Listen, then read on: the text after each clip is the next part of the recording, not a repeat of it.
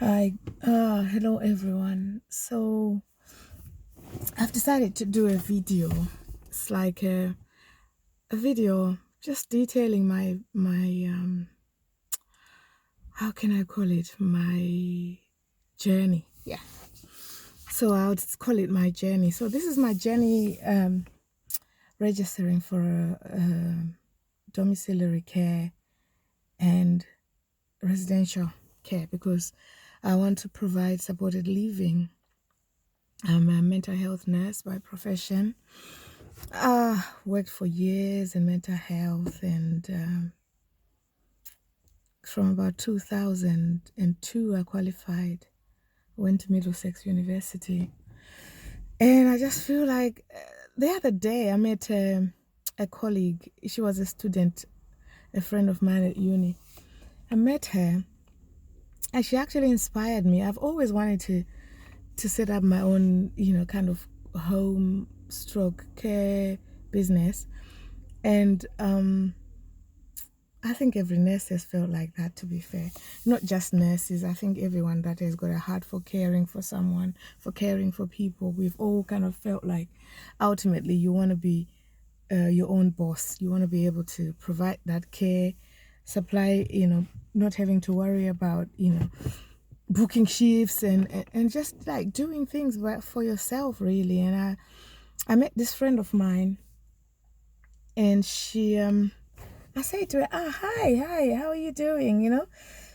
It was a long time since we qualified. I hadn't met her or spoken to her. And she said, Primrose, I'm fine. Oh, she's Nigerian. She said, I'm fine. Oh, my sister. When we were training, both of us were pregnant around the same time. So our boys are kind of the same age. So she was like, I'm fine. How is your baby? I said, how's yours? They're big boys now, blah blah blah. We were just laughing and reminiscing about life at uni and stuff. And then I said, so where are you working? Because from about 2007, I've been working as a locum.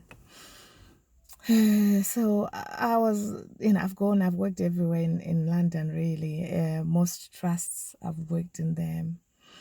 So I was asking her, where are you working? And she said, my sister, I've stopped nursing. I don't do nursing again.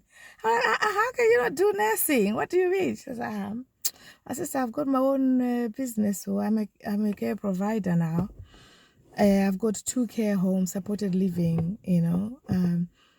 and I also have an agency. I'm like, thank God, oh, you're the person I need to talk to. And then she's like, my sister, you should have done it a long time. Things are a bit more tougher now than they were when I started, blah, blah, blah. But you can still do it. So she kind of motivated me. She met up with me later. We had another chat and we just talked more about it. And she told me that obviously I need to start by doing what needs to be done, which is, registering, because gone are the days when people used to say, oh, you don't need a registration. If there's so much competition and it just makes sense to be registered because you know you are monitored. There is a regulatory body that will monitor you, and the standards are there for you to meet, and that makes it,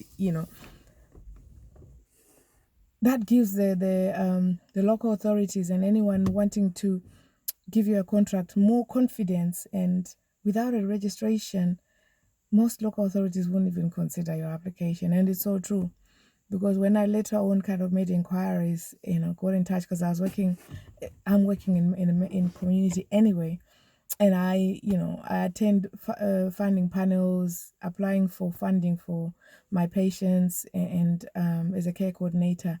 And for sure, we are like checking, are they CQC registered? Any of the providers that we place our patients in, they have to be registered, because that's the only way you can ensure that their standards are good and that they're monitored.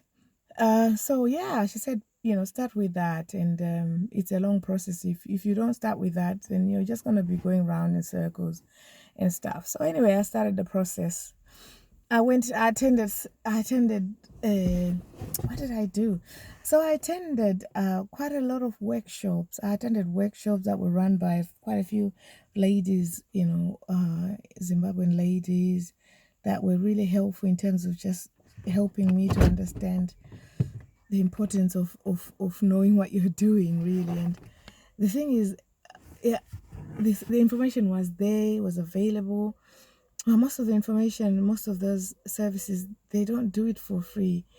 There are services that will say to you, um, that they will help you with the registration, CQC registration. They help you provide all the documents, the policies. They will prepare you for the interview, and then they will help you when it comes to sourcing an accommodation if you don't have one, and just help you through the tendering process, which is amazing. If you have money, that is the way forward.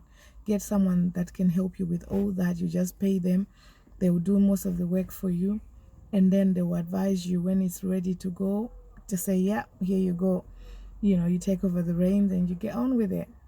But most of us don't have that money to do that, because we are just trying to manage our own life, our bills, and to have money to actually pay someone quite, from about 2,299 about onwards. It's not a kind of small money for some of us.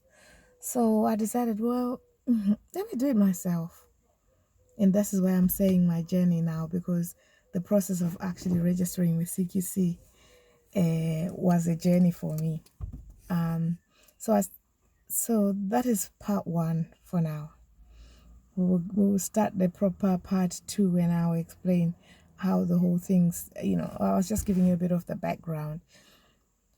So look forward to part two, and I'll explain how I started the process of actually the registration journey for CQC. That will be coming soon.